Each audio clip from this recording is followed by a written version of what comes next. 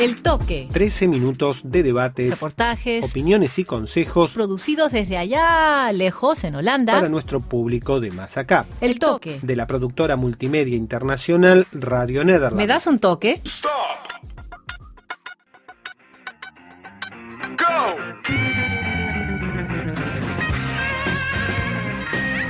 Hoy tenemos un toque rockero con el recuerdo del mejor guitarrista electrónico de la historia de la música. Un toque que nos traen los chicos del programa Shot Informativo desde Concepto Radial. Y estamos hablando ni más ni menos que de Jimi Hendrix, aclamado como el mejor de todos los tiempos, según la revista Rolling Stone y la Time. En el año 2009, esta última la situaba incluso por delante de B.B. King, Chuck Berry, Jimmy Page, Keith Richards y Eric Clapton, entre muchos otros gigantes de la guitarra. Desde el Tecnológico de Monterrey, Campus Ciudad de México, nos metemos en la vida y en el legado de Jimi Hendrix. Soy Alejandro Pintamali, nos reencontramos al final de este programa. Historia del rock, Jimi Hendrix. James Marshall Hendrix nació el 27 de noviembre de 1942 en Seattle, Washington. Su padre pertenecía al ejército y lo crió bajo una estricta disciplina. Existía un instinto artístico dentro del joven Hendrix y al primer contacto con la guitarra demostró una destreza increíble.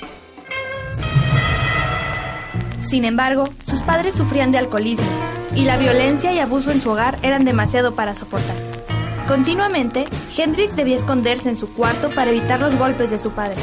A los 9 años de edad, fue puesto en custodia de su abuela, Nora Rose Moore. La revista Quo publicó que Jimmy obtuvo su primera guitarra a los 11 años, como regalo de su padre, y aprendió a tocarla imitando a grandes músicos como B.B. King.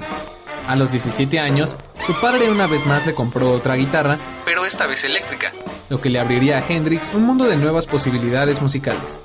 Poco a poco, fue dejando de lado sus estudios, dando prioridad a su formación como músico.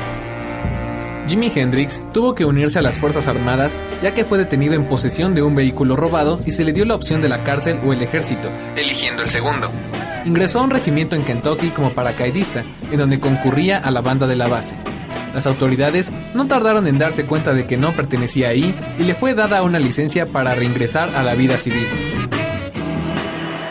En el poco tiempo que Hendrix formó parte del ejército, conoció a Billy Cox, otro joven aficionado también a los blues y con quien vendría a formar un tiempo después el dúo de R&B The King Cashot.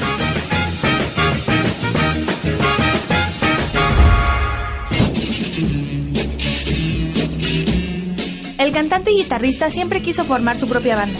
En 1965 se va a Nueva York, en donde encuentra trabajo en clubs nocturnos y se une a bandas como Harmon Jr. y Curtis Knight, pero desafortunadamente no logró llegar a ser el líder en ninguna de ellas. Un año después, en el 66, se forman los Blue Flames, la primera banda liderada por el talentoso guitarrista, la cual lograría empezar a tocar regularmente en distintos lugares neoyorquinos y la rebautizó como Jimmy James y los Blue Flames. Al mismo tiempo, empezaba a consumir marihuana y LSD como lo hacían muchos músicos y personalidades importantes de la industria musical.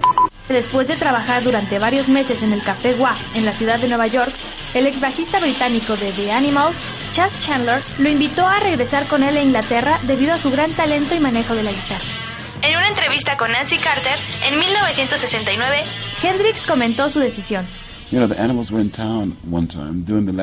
Cierta ocasión, The Animals estaban tocando su último concierto como grupo en Central Park. Chas Chandler me ofreció ir a Inglaterra, y nunca había ido a Inglaterra. Esa es la única razón. Así vivo mi vida, las cosas solo suceden. Además, ahí puedo tocar más fuerte. Realmente, ahí no hay tantas inhibiciones mentales como en América. Hendrix aceptó y pronto se encontró haciendo audiciones en busca de un bajista y baterista para conformar un grupo. Finalmente, el bajista Noel Redding y el percusionista Mitch Mitchell formaron junto con Hendrix el grupo The Jimi Hendrix Experience, quienes debutarían en octubre de 1966 en Évreux, Francia. Esta es una contribución de Concepto Radial a través de Shot Informativo para el Toque. Historia del rock, Jimi Hendrix. Para el verano del 67, The Jimi Hendrix Experience lanzó su disco debut, Are You Experienced?, de donde se desprende su primer éxito, Hey Joe, un cover para una popular canción folk. Su versión ha pasado a la historia y está incluida en la lista de la revista Rolling Stone de las 500 mejores canciones de los últimos 100 años.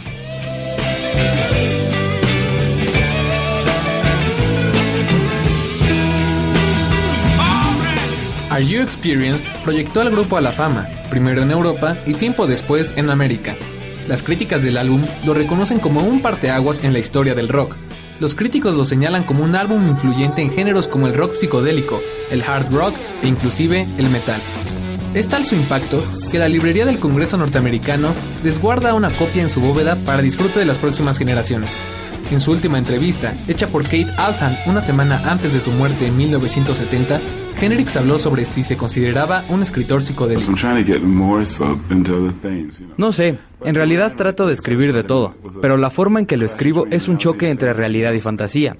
Tienes que usar la fantasía para mostrar diferentes aspectos de la realidad y cómo moldearla, mientras que lo real no es más que la forma individual de pensamiento.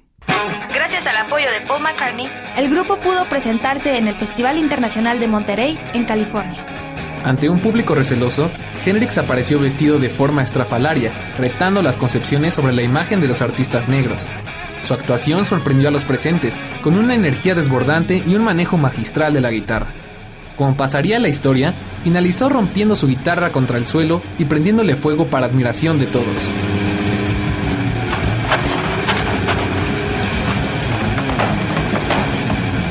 A partir de ese momento, The Jimi Hendrix Experience se convirtió en el acto principal de cualquier show en el que apareciera.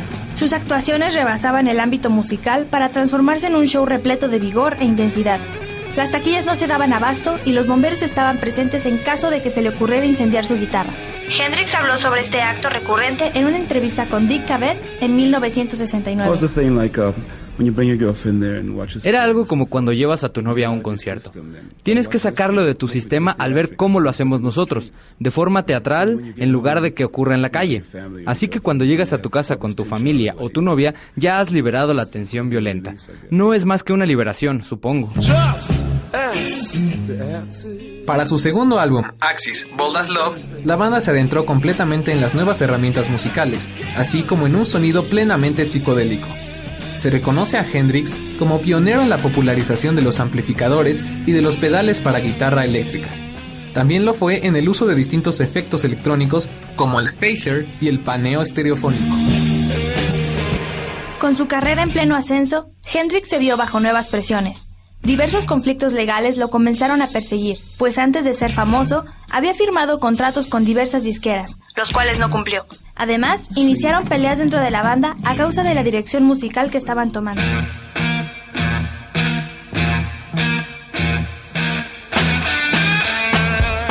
Fue alrededor de esta época en donde Hendrix experimentó intensamente con diversas drogas y estupefacientes. El LSD, conocido popularmente como ácido, se hizo un compañero asiduo en sus reuniones y juntas. El efecto mentalmente tranquilizante y ópticamente caleidoscópico cambiaron la percepción del joven artista, quien incorporó esta experiencia sensorial a su trabajo.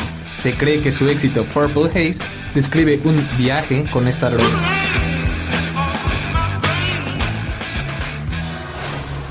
Agosto de 1969. Verano del amor. Woodstock. Último día del festival.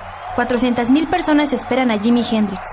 Hendrix sale a las 8:30 am, más de 10 horas después de lo que debía. Para entonces, solo quedaban 30,000 personas. Lo que sigue es una actuación de 2 horas que define a la década. Sobresale su interpretación del himno americano de forma distorsionada para aparentar el sonido de armas y misiles. Aquí, unos segundos de la legendaria interpretación.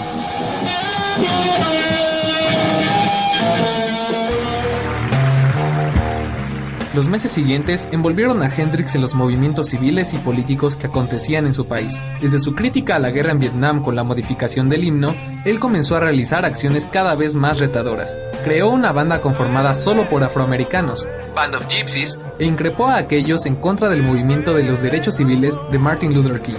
Además, participó en diversos festivales en pro de los movimientos pacíficos. Hendrix habló con Nancy Carter sobre su influencia en la sociedad. Aún no creo haber empezado siquiera, pero creo que los jóvenes buscan identificarse con nosotros, lo cual no es malo porque no promovemos violencia ni agresión. Es mucho mejor que la política. A veces nos ponen atención mucho más rápido que al presidente. Estamos tratando de que las generaciones pasadas y actuales se comuniquen, y creo que algunos por fin lo están entendiendo. Y sobre todo, queremos acabar con la apatía de todo el mundo, sin importar si son jóvenes o viejos. Para lograrlo necesitamos tocar muchas canciones en muchos conciertos. Sin embargo, y contrario a estas acciones políticas, su vida privada daba cada vez más vueltas. Continuamente debía de tener presentaciones debido a su estado físico, y si bebía, era violento con el público y sus allegados. Eventualmente, y en medio de un exitoso tour europeo, sus episodios de drogadicción llegarían a su fin.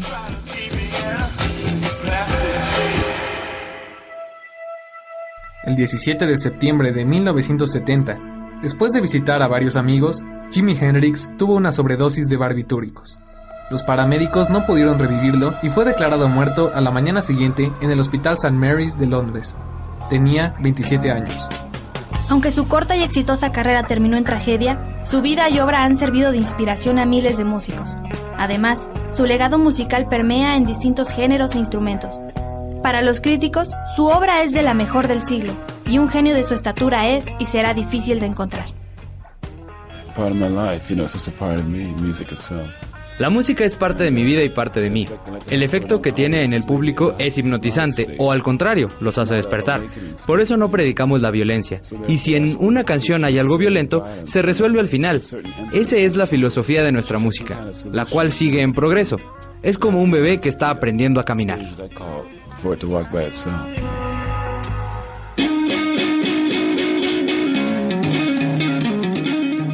Shot informativo sobre Jimi Hendrix fue una producción de Concepto Radial y contó con la colaboración de... Editor, Eric Yáñez. Guionistas, Adrián Montemayor, Dalí Rodríguez y Eric Yáñez. Locutores, Eric Yáñez, Betina Aguilar y Eric Morales. Coordinación, Verónica Orihuela y Lorena Salcedo. Fuentes: Perfil de Jimi Hendrix del Salón de la Fama del Rock. Room Full of Mirrors de Charles Cross. Documental Hendrix, el mejor de todos los tiempos, de BBC.com. Concepto Radial desde el TEC de Monterrey, Campus Ciudad de México.